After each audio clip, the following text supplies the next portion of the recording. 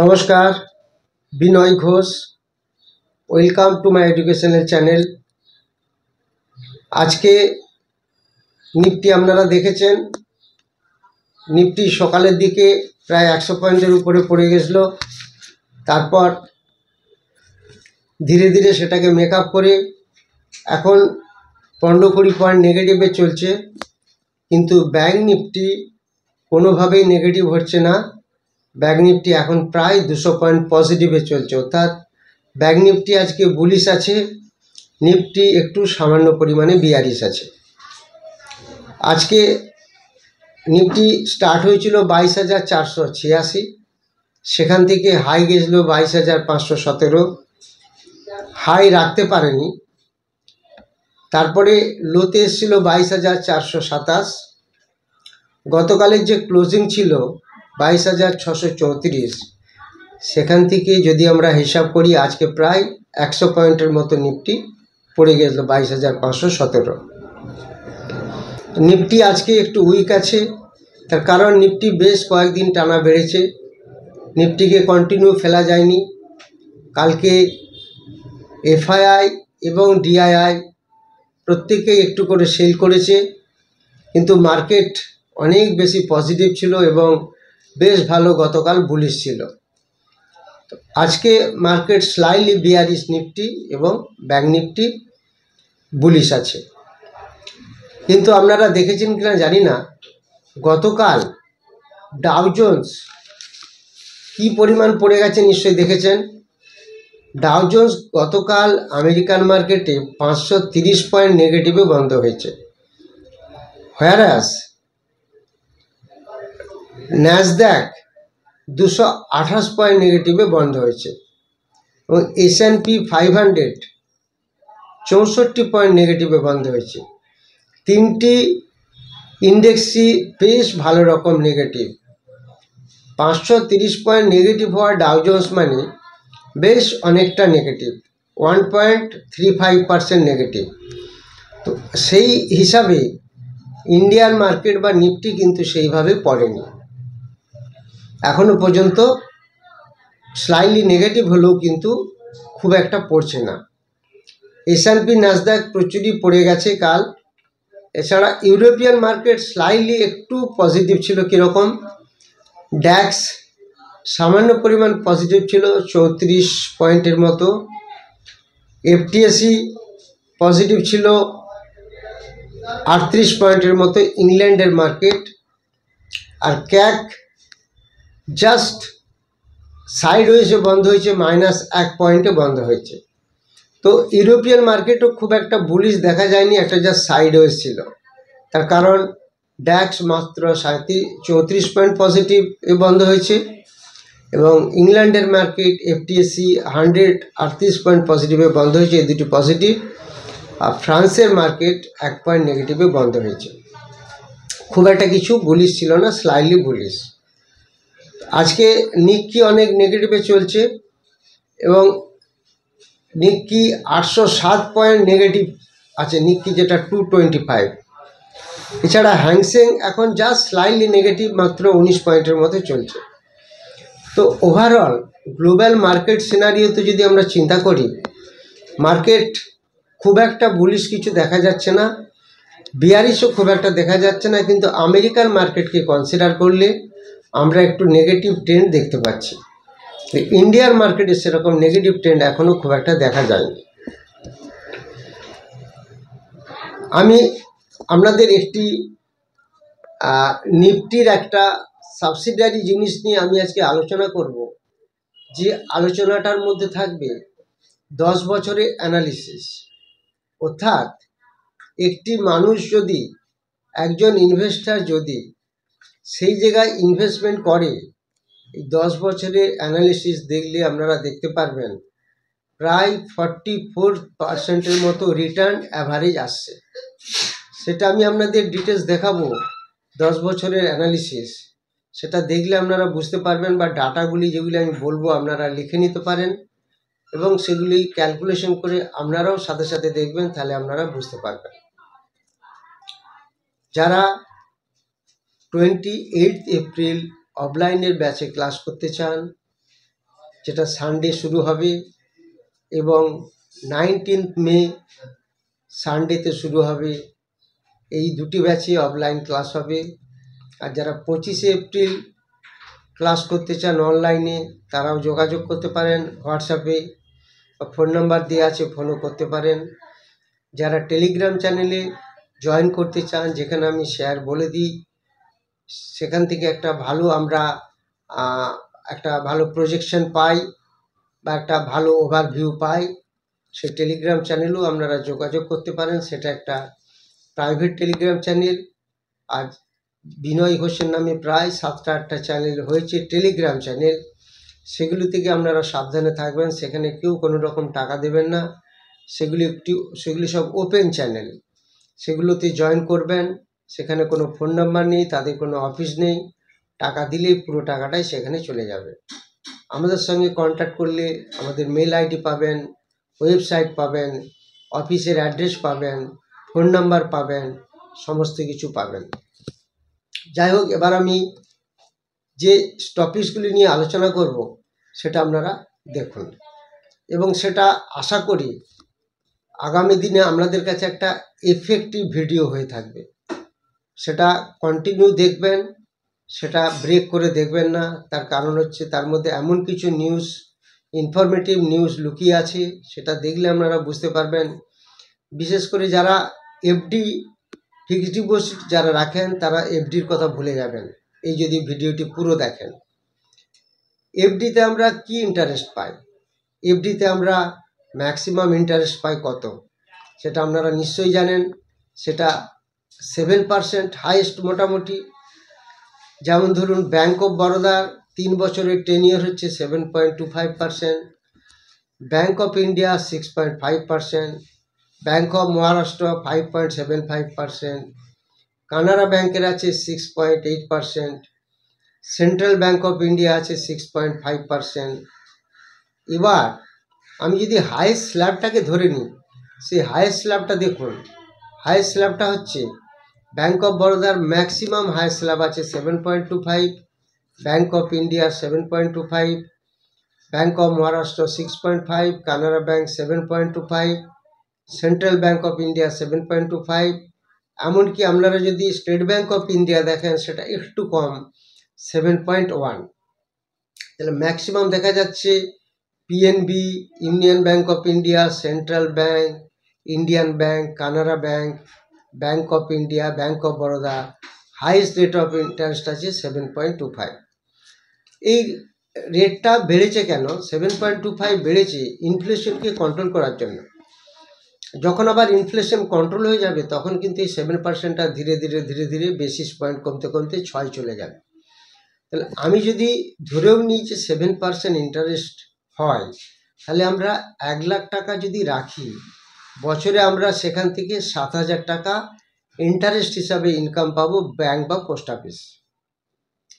এই টাকাটাকে যদি আমরা একটু অন্যভাবে শেয়ার মার্কেটে নিযুক্ত করি, যেখানে কিন্তু কোনো রিস্ক থাকবে না, রিস্ক থাকবে মাত্র 10%, 15%, ম্যাক্সিমাম 20%, সেটা যদি আপনারা অ্যানালিসিসটা পুরোপুরি দেখেন, তাহলে কিন্তু আপনারা বুঝে যাবেন কি বলতে চাচ্ছি। এবং তখন আপনাদের প্রত্যেকের মনে হবে যে ফিক্সড ডিপোজিটে ইন্টারেস্ট নিয়ে কিচ্ছু লাভ নেই। তার কারণ ফিক্সড ডিপোজিট 7% ইন্টারেস্ট দেবে, আর বছরে 7% জিনিসের দাম বেড়ে যাবে। তাহলে inflation is equal to FD interest, কিচ্ছু আপনি পেলেন না। আপনারা যদি এই অ্যানালিসিসটাকে একটু ভালো করে বোঝার চেষ্টা করুন, তাহলে সেখানে আপনারা বুঝতে পারবেন এই অ্যানালিসিসটা কীভাবে আপনাকে দারুণ ভবিষ্যতে কাজে দিতে পারে। আপনাদের কিচ্ছু করতে হবে না, এবং এফডি যেভাবে ইনভেস্ট করে 10 বছর রেখে দিচ্ছেন, এখানেও কিন্তু আপনারা সেইভাবে টাকাটাকে ইনভেস্ট করে রেখে দিতে পারবেন। এবার যারা একটু শেয়ার মার্কেটে ডাইরেক্টলি ইনভলভ, তারা মাঝে মাঝে এটাকে কিন্তু ট্রেডিং করে নিতে পারবেন। ট্রেডিং করে নিলে এটা ডেলি 1-2% বাড়া কমা করে, তখন আপনারা এটাকে ট্রেডিং করে প্রত্যেক দিন একটা করে প্রফিট আপনারা বের করতে পারেন। তো যারা পারবেন না, নো প্রবলেম, কোনো অসুবিধা নেই, কোনো টেনশন নেই, আপনারা এফডি মতো রেখে দিন, দেখুন কিভাবে আপনাদের রিটার্ন আসছে। আমি যে ডাটাগুলি বলবো আপনারা প্রত্যেকে মিলিয়ে দেখে নেবেন, এবং নোট ডাউন করে রেখে দেবেন। যারা চার্ট দেখতে পারেন তারা এই চার্টটাকে বের করে ফলো করবেন, তাহলে বুঝতে পারবেন। যেটা আমি দেখাবো সেটা হচ্ছে নিফটি 20-এর চার্ট। এই নিফটি 20 কীরকম, নিফটির স্টক নিয়ে এই একটা 20 তৈরি হয়েছে। সেই যেমন ইন্ডেক্স হয়, যেমন ব্যাংক নিফটির একটা ইন্ডেক্স আছে, নিফটি 50-র একটা ইন্ডেক্স আছে, সেরকম নিফটি 20 হচ্ছে একটা পয়েন্ট, যে পয়েন্টটা নামা ওঠা করে, যেখানে নিফটির বেশ কিছু শেয়ার সেখানে ইনক্লুডেড আছে। যারা বেশি রিস্ক নিতে পারেন না, যারা টেনশন ফ্রি থাকতে চান, এই নিফটি 20-এর দিকে নজর রাখুন এবং বেশ দীর্ঘ সময় এর একটা বিশাল রিটার্ন পাওয়া যায়। আমি যে রিটার্নটার কথা বলছি 44% অ্যারাউন্ড, সেটা প্রত্যেক বছরের রিটার্ন, আমি অ্যাভারেজ করে বলছি। আমি 10 বছরে দেখাবো কিভাবে আমরা রিটার্ন পেয়েছি এবং যারা নিফটি 20-এ ইনভেস্ট করেছে তারাও কিভাবে রিটার্ন পাচ্ছে সেটা আপনাদের দেখাচ্ছি। 2014 সালে নিফটি ছিল 63, যে দামটা এখন চলছে নিফটির 248-50, লাইক দ্যাট। আমি 2014 থেকে ধীরে ধীরে এগিয়ে যাব, আপনারা সেই ডাটাগুলি জাস্ট একটু ফলো করুন, পারলে নোট ডাউন করে নিন, তাহলে বুঝতে পারবেন। আর যারা নিফটির চার্টটা দেখতে চান কমেন্ট সেকশনে জানাবেন, কারণ এখন তো চার্ট দেখা প্রচুর লোকই শিখে গেছেন। যেভাবে আমি বুঝিয়ে দিয়েছি চার্ট দেখা খুব সহজ হয়ে গেছে আপনাদের কাছে। সেই কারণে যারা দেখতে পারেন না, নিফটি 20-এর চার্ট আমি দেখিয়ে দেবো। যদি প্রচুর কমেন্ট আসে নিফটি 20 দেখতে চান, তাহলে আমি নিফটি 20-এর উপরে একটা ভিডিও করে আলাদা করে দেখাবো চার্ট নিয়ে। এখন যে আমি ডাটাগুলো বলছি সেগুলো একটু দেখুন। 2014 সালে নিফটির 63 টাকা ছিল নিফটির দাম, হাই হলো 90 টাকা এবং লো হলো 58 টাকা। তাহলে হাই লো যদি আপনি ডিফারেন্স ধরে নেন, সেটা যদি পার্সেন্টেজ করে দেখেন, দেখবেন 55% রিটার্ন।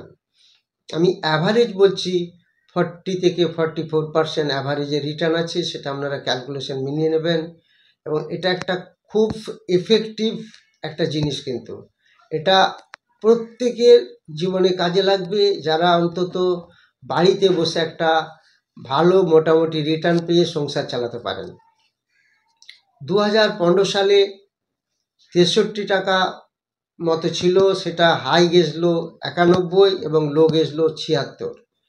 এই ডিফারেন্স দুটোকে ধরে যদি আপনারা এটা একটা পার্সেন্টেজ করেন, পার্সেন্টেজ অফ রিটার্ন অ্যানুয়াল, আপনারা দেখবেন 19% রিটার্ন আছে। এরপর যদি 2016 সাল দেখেন, এখানে হাই আছে 95-এর মতো, 94.99, আর লো আছে 66-এর মতো। এই হাই লো এর ডিফারেন্স করে যদি আপনারা একটা অ্যাভারেজ করেন, পার্সেন্টেজ করেন, দেখবেন 42% রিটার্ন আছে। 2017 সালের দিকে তাকানো যাক।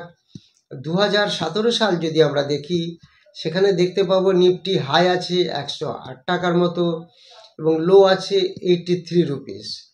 তাহলে এই 2017 সালে এই হাই লো এর ডিফারেন্স এবং তার পার্সেন্টেজ করলে সেটা দেখা যাবে 30% রিটার্ন আছে। 2018 সালে যদি আমরা পর্যবেক্ষণ করি, 2018-তে 125 হাই, 91 লো। এটাকে যদি আমরা পার্সেন্টেজের হিসাবে নিয়ে চলে আসি, তাহলে সেটা দেখা যাবে 37% একটা পার্সেন্টেজ অফ রিটার্ন। 2019 সালে 134 হাই এবং 110 লো। এই যে ডাটাগুলো বলছি, আপনারা ভিডিওটি বারবার চালিয়ে দেখে ডাটাগুলো তুলে নেবেন। ওপেন, হাই, লো, ক্লোজ, ম্যাক্সিমাম আমি হাই লোটা বলছি, ওপেনও মাঝে মাঝে বলে দিচ্ছি। পার্সেন্টেজ অফ রিটার্নটা আপনারা ক্যালকুলেশন করে নেবেন। যদি কোনো রকম কিছু ভুল হয়ে থাকে আপনারা দেখে নেবেন, কমেন্ট সেকশনে জানাবেন। তাহলে দেখা গেল 2018-তে 125 হাই, 91 লো, 37% রিটার্ন হচ্ছে। 108 ছিল ওপেন। তাহলে 125 এবং 91 ডিফারেন্স করে পার্সেন্টেজ করবেন, দেখবেন 37% রিটার্ন। তারপর 2019-এ আছে 134 হাই এবং 110 লো। এইখানটা যদি দেখেন তাহলে বুঝতে পারবেন, তাহলে এর হিসাব 22% আছে রিটার্নটা। সব থেকে বেশি রিটার্ন দিল দেখুন 2020। আমি কিন্তু পার্টিকুলার একটা বছরে নিচ্ছি না, আমি লাস্ট 10 বছর নিচ্ছি। যেমন ফিক্সড ডিপোজিট রাখলে 10 বছরে আমাদের মোটামুটি একটা ডবল হয়, তাও বোধহয় এখন হচ্ছে না। সেই 10 বছরের ক্যালকুলেশন আমি আপনাদের সামনে শো করছি। সেই 2020 সাল যদি দেখেন, 2020 সালে 159 159 হাই ছিল নিফটি 20, আর লো ছিল 81। এই দুটি ডিফারেন্স করে যদি আপনারা পার্সেন্টেজ বের করেন, দেখবেন 95% রিটার্ন। তাহলে বছরে প্রায় ডবল, এক বছরে টাকা ডবল, যেখানে এফডিতে 10 বছরে টাকা ডবল হয়। এই 2020 সাল একটা ভাইটাল পিরিয়ড ছিল। তারপর 2021 হাই ছিল 221, লো ছিল 132, এটিরও পার্সেন্টেজ দেখা যাচ্ছে 38%। এই 38% রিটার্ন হয়েছে 68%। 2021 সালে 68% রিটার্ন, আর 2020 সালে হলো 95% রিটার্ন। 2022 যদি আমরা দেখি, 223 ছিল হাই এবং 153 ছিল লো, এর ডিফারেন্স করে 190 ছিল ওপেন। এটা যদি আমরা দেখি তাহলে দেখব 45% রিটার্ন ছিল।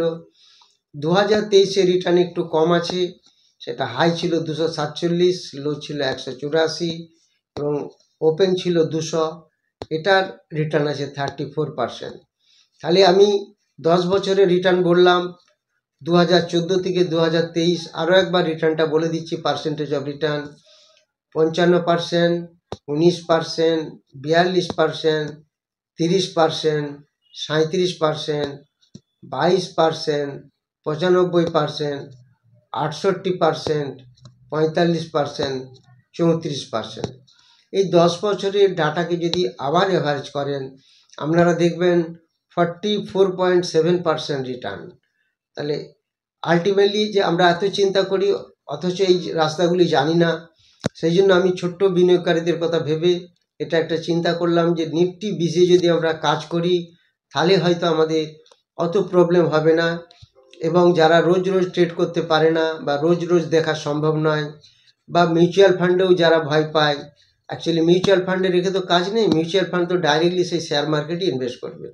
তো সেই ডিফারেন্ট 20 যে আছে, নিফটি 20 বলুন, ব্যাংক 20 বলুন, তারপরে আইটি ইটিএফ আছে, পিএসইউ ইটিএফ আছে, ব্যাংক ইটিএফ আছে, এই ধরনের যে জিনিসগুলি, ব্যাংক 20 আছে, পিএসইউ 20 আছে, এই ধরনের জিনিসগুলি দেখবেন আপনারা অ্যানালিসিস করে রিসার্চ করে ইয়ারলি একটা বেশ ভালো রিটার্ন পাওয়া যায়।